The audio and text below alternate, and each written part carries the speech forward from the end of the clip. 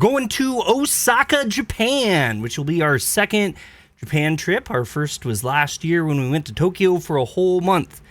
Last time we took our kid, this time we are not. And in this video, I'm going to talk about all the fun and cool things that we're planning to do and what our trip looks like. We're also going to talk about the cost of things, which is something that we didn't really cover last time. And I'm hoping not to come off like I'm bragging. I just kind of want you guys to know what some of the costs that we're looking at for if you want to make your own trip. This time we're going for 2 weeks and we'll be in Osaka, the Kinosaki Onsen town for a little bit. We're going to stop by Kobe and we're also going to go to Awaji Island, which if you're not familiar with that, that's the place where all the cool like theme parks and stuff are there for just various things. And we'll talk about that. So how are we getting to Japan? Well, we want to save money, so we're taking a boat.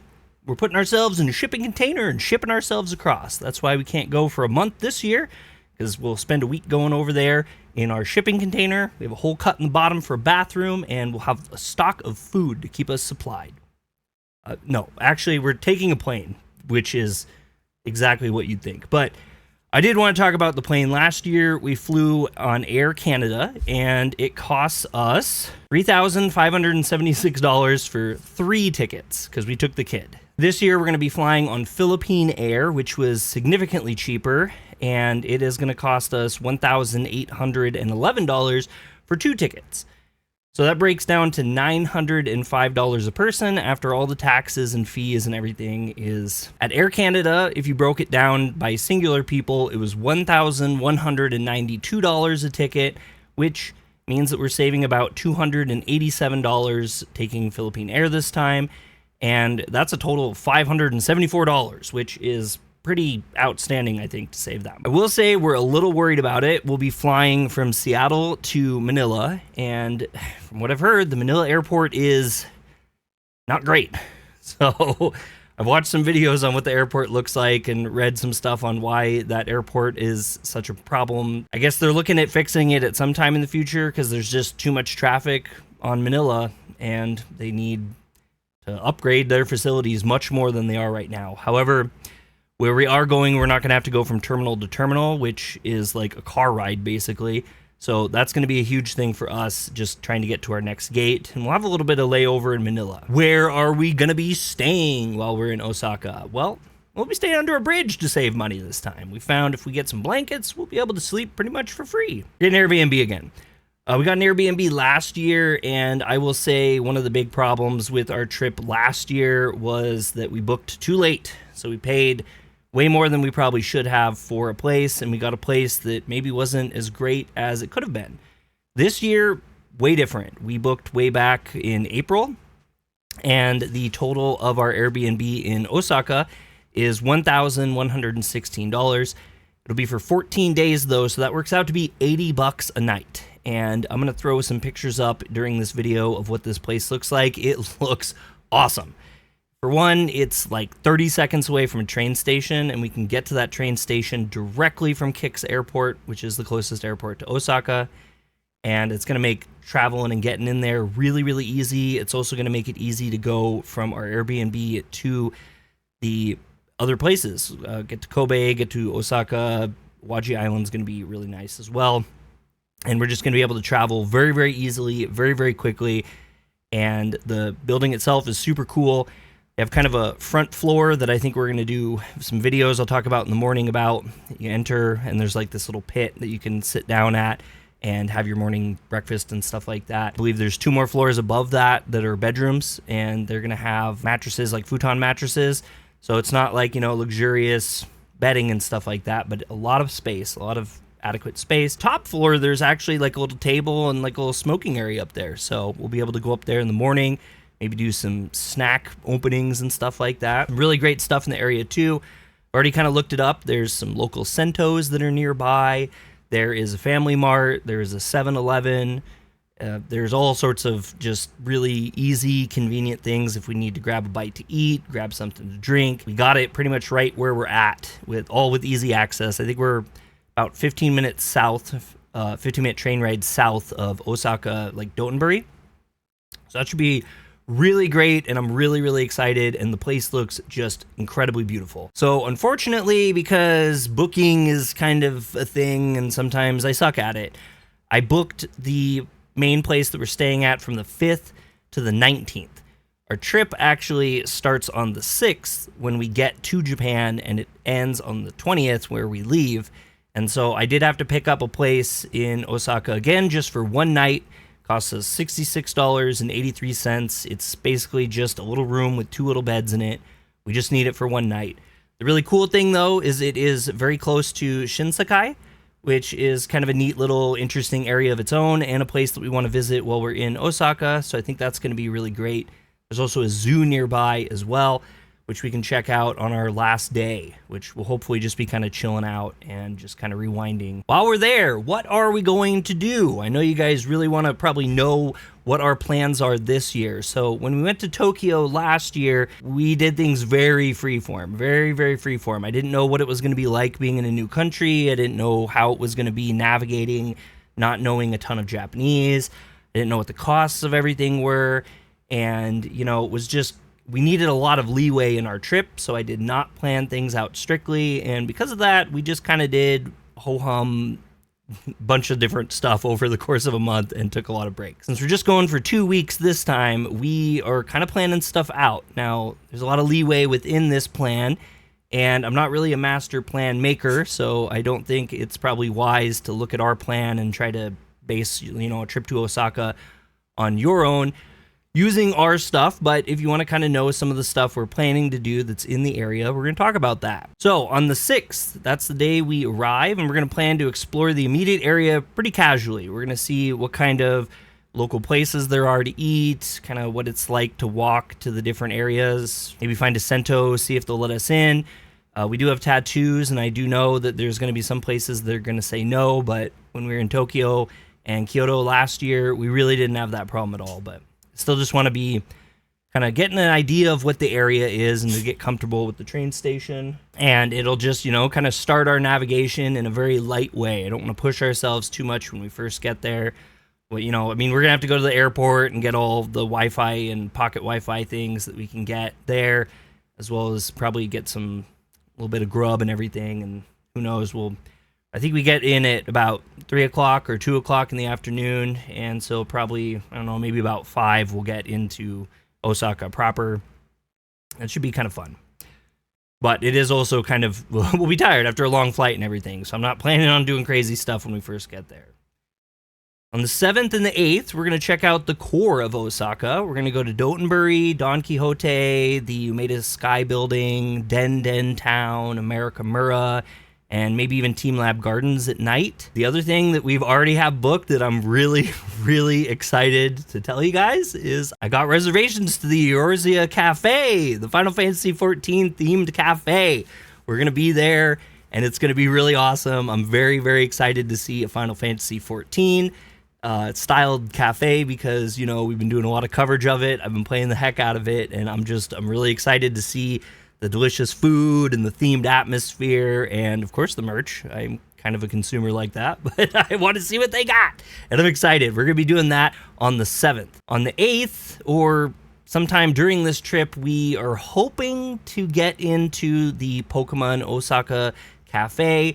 Last year, we went to the Tokyo one, and we want to see what the Osaka one's like. However, Bria's been trying to get tickets, reservations, and it is really tough, and she's not having luck this year like she did last year, so that may be just kind of up in the air. On the 9th and the 10th, we're going to be going to Universal Studios Japan, which, if you're not familiar with what Universal Studios in Japan is like, it is very anime-centric. It is very, very anime-centric, and we are going during Halloween time, and they have some really, really cool events, it looks like. So one of the things that they have that I'm super stoked for is the Chainsaw Man stuff there. They have like a 4D movie that you get to go to, and I'm really hoping to see that. They also have like zombies and stuff that chase you around the park. There's safe areas and unsafe areas, and they're going to roam around and come at you, and the decorations and stuff that they showed online look nuts. We're also excited to see Super Mario Land. We haven't gone to the one here in the States, so that'll be really cool. And as I understand it, there may be the Donkey Kong extension ready by then. I don't know what getting into that's going to look like. I think it might be very challenging. It's a new attraction, and it's going to be really, really big, but it is something that we want to try to do. They also have Jurassic Park Land there, which we're very excited about. Bree is a huge Jurassic Park fan, and that's what she wants to see, and I want to see it too. It looks really cool. And I went to the Jurassic Park a long time ago at the American Universal and just had a great time, so I'm hoping this is similar to that. Then the other thing that I'm really, really excited for, which is totally not anime at all, but they got the whole Harry Potter thing there. They got the castle, you can do the tour, you can get your wands, and the one thing I want to try more than anything is some of that butterbeer. I want to try some of that delicious butterbeer I keep hearing so much about, and probably be drinking a bunch of that at the park. Very excited for that. The cool thing about this trip is that last year when we went to Disney Sea and Disneyland, we thought, oh, you know what would be great is if we got a hotel room, you know, so that we didn't have to go back to our main base and then come back the next day and go through all that again. And so this year with Osaka Universal, we did get booked into a hotel. Last year, it was, you can't do it last minute, but we did it early this year. We found a place. It's like a 30-second walk into the park. It costs a lot of money, and that sucks. I don't have the number offhand right now, but those hotels aren't cheap at all. But I wanted to do this. I felt like we'd get more at the park, and more importantly, maybe even be able to have more to show you guys about the park. On the 11th, 12th, and 13th are kind of basically free days for us, but we basically have this big list of things that we could do during those 3 days. And we're going to determine at that point what we want to do, or if we need a rest day after Universal. I'm not really sure what this looks like, so we are keeping those days kind of open for ideas. But some of the stuff that we have on a potential trip plans is the Osaka Castle, the aquarium, maybe a day trip or two to Kyoto. It's very close by. There's a Mino Forest, which is very cool. I'll show a picture of that. And there's Round One Stadium, which is basically this big entertainment venue. We can do karaoke, we can play video games, drinks, food. It's kind of like an adult funland, I guess. I don't know how to put that better. There is Round Ones in the States. You guys are probably somewhat familiar. Just imagine a Japanese version of that, I guess. And the other thing, they have the Katsuoji Temple, the Sumiyoshi Taisha, and the Kuramon Market. There's a lot of cool stuff. One of those that I mentioned is the Daruma Head place. If you're familiar with the shrine with the Daruma Heads, they have a stamp collection and stuff that's kind of going viral online right now, where you stamp all the different areas of the shrine, and it makes each of them builds up to make one picture when you're done. There's also just the Daruma Heads, which are super famous, and people love them, and we could get a Daruma Head from there, which would be great. It's kind of a little far for a travel for a day trip, but I mean, that could be something that's on there. The other ones are just kind of shrines and stuff that are local and nearby. And then the market, you know, just shopping and seeing what kind of items are available there. We might go back to other places too. Like maybe we felt like we didn't get enough of Den or Amerikamura, which is the Akihabara of Osaka and kind of the Harajuku of Osaka. So we'll see.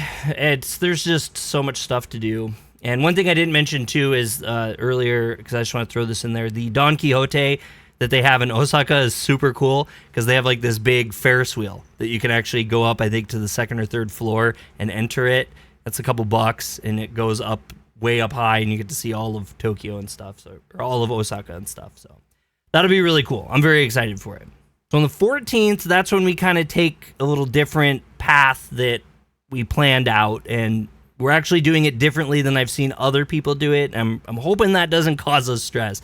But we're going to go to Awaji Island. And how we're going to do that is we're going to get in our train station, and we're going to go up to kind of the middle of Osaka, and then we're going to shoot over to kind of around the Kobe area. There's a bridge that goes across the water to the island, and most people take a bus or some sort of charter across to get to the island. Instead of that, I thought it would be way cooler is if we get on the train and we go just a little bit more north.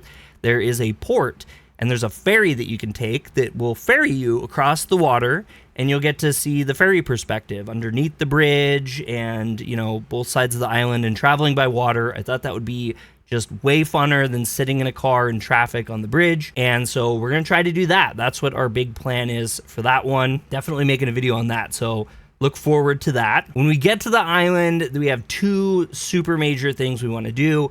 Bree has to see Hello Kitty Island or Hello Kitty Smile. They have two kind of different facilities for Hello Kitty.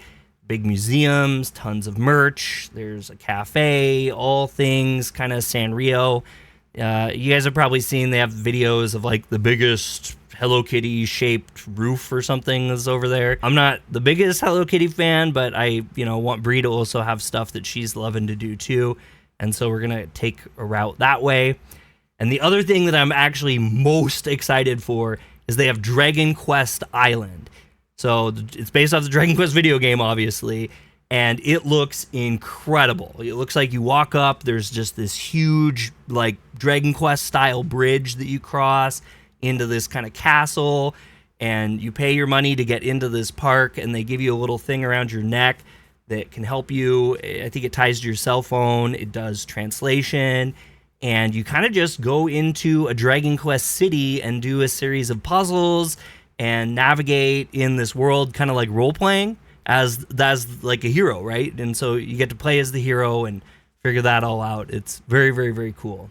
When you're done with the whole event and you go through all your role-playing and fight the big boss, you're also getting access to kind of a little cafe that they have with themed items and, as a consumer, all that cool Dragon Quest Island merch.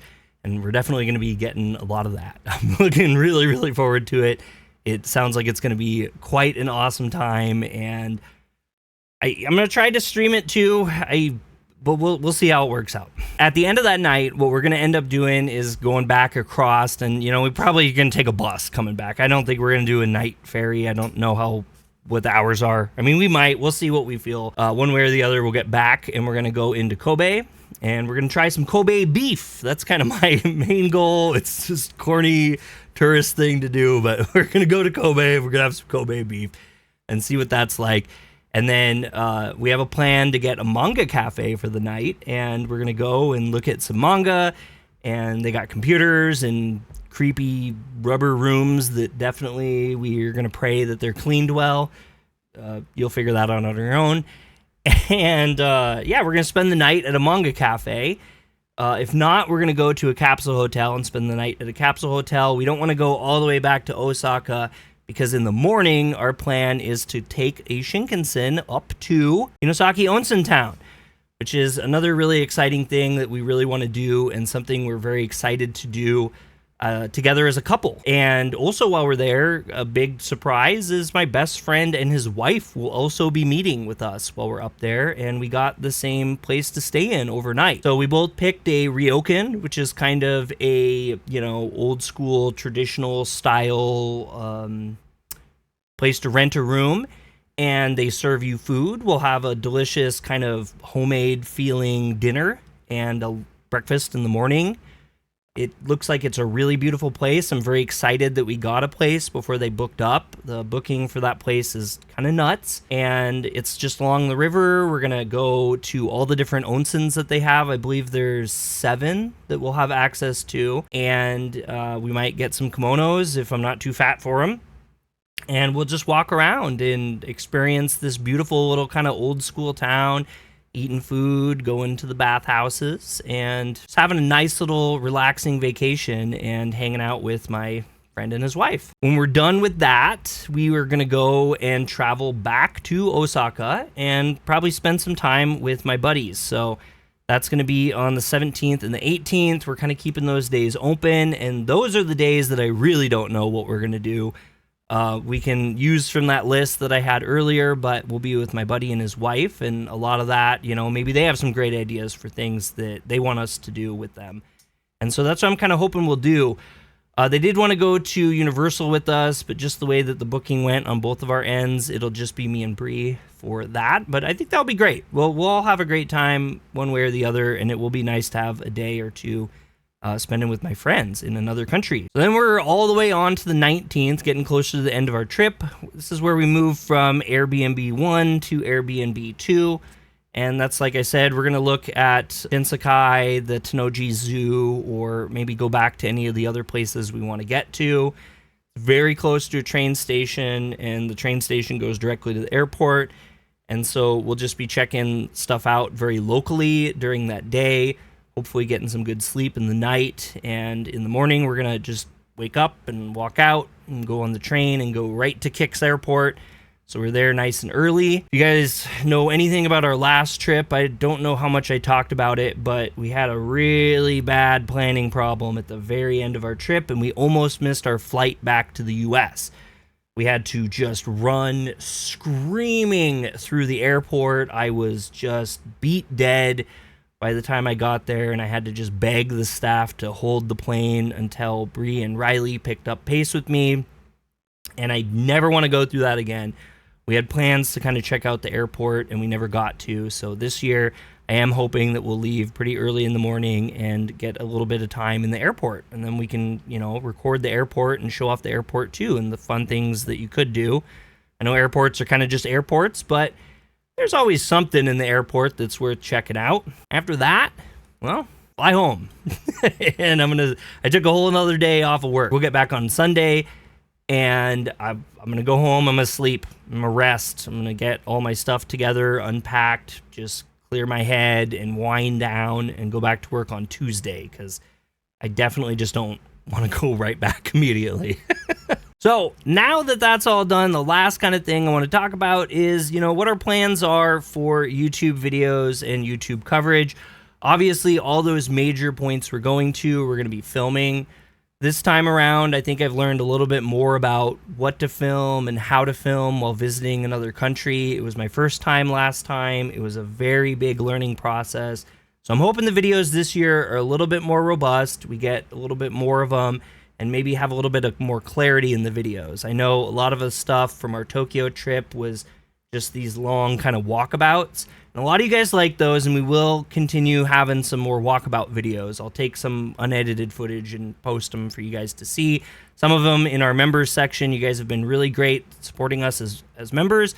And, I'm not asking that you sign up and do that, but those of you who do, I appreciate you greatly. It helps us make these kind of trips that much more special. And I feel very grateful to you. So thank you very much if you're a member. And if you're just watching our stuff too, that's also really, really awesome. So we're going to film major areas. I have my big boy camera, the Sony a6400. I know there's bigger out there, but that's in my budget. And we have some pretty nice lenses that I have figured out for that. We'll be bringing back the gimbal to do the recording. We have a gimbal for our phone that we'll be bringing as well. Bree has a small little pocket recorder called the Pocket 3, and we'll be doing some recording with that. And also, I am kind of hesitant to pull the trigger just yet, but I'm also going to get an action cam. I'm going to get the DJI Action 4, unless the 5 comes out, which is why I haven't bought it yet. I want to get an action camera and have that on me, and I think that would be really cool to get this experience where Bree has her small camera and I have my small camera, and we're doing something like at Osaka Universal, and we got zombies chasing us, and we got, the footage from her, the footage from me.